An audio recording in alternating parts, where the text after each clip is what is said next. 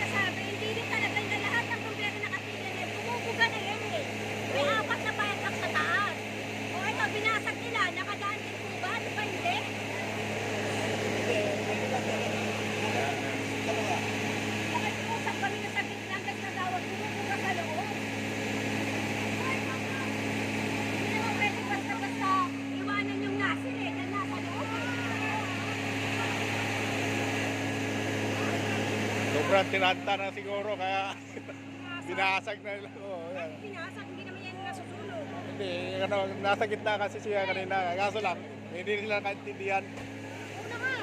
Yung may-ari pa nandun. Nakano ng fire. Pinagawad yan. Oo nga. Yun na nga.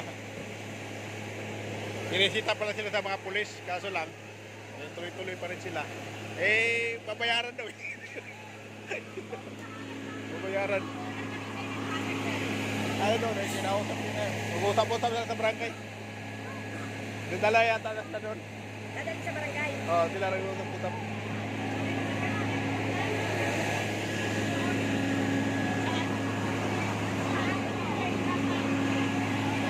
Yan.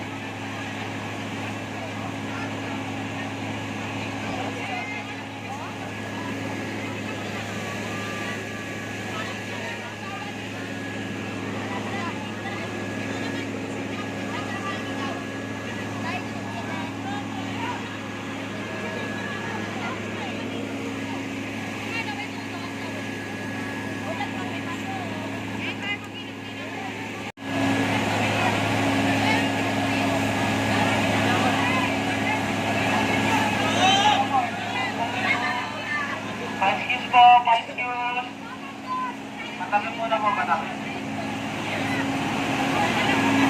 Yung motor po, paitabi lang muna ang motor. Yung may-ari lang may motor. May-ari po lang motor. Paitabi lang po muna.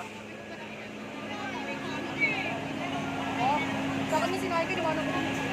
Bakit niya po,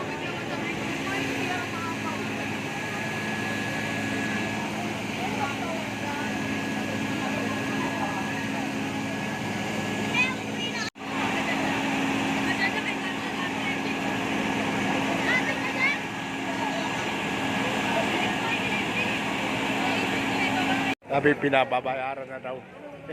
Dala na sa pulis. Ay, sa barangay.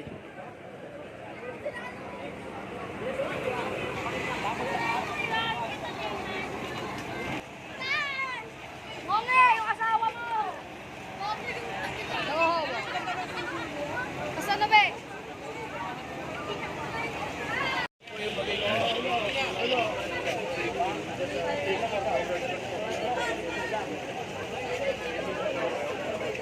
Pag-uusapan na nila mga kabady, no?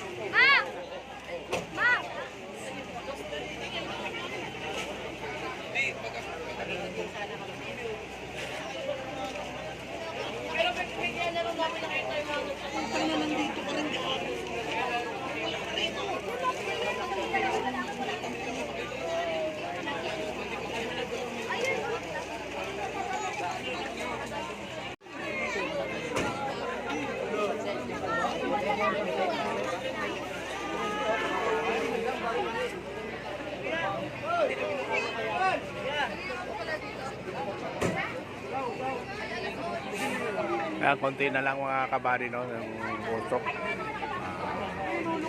Mamamatay na yan. Pasalamat tayo sa Diyos na nagagapan yung apoy. Dahil maraming bahay dito kung tumawid pa mga kabady, no. Ayan ang daming bahay yan. Hanggang doon.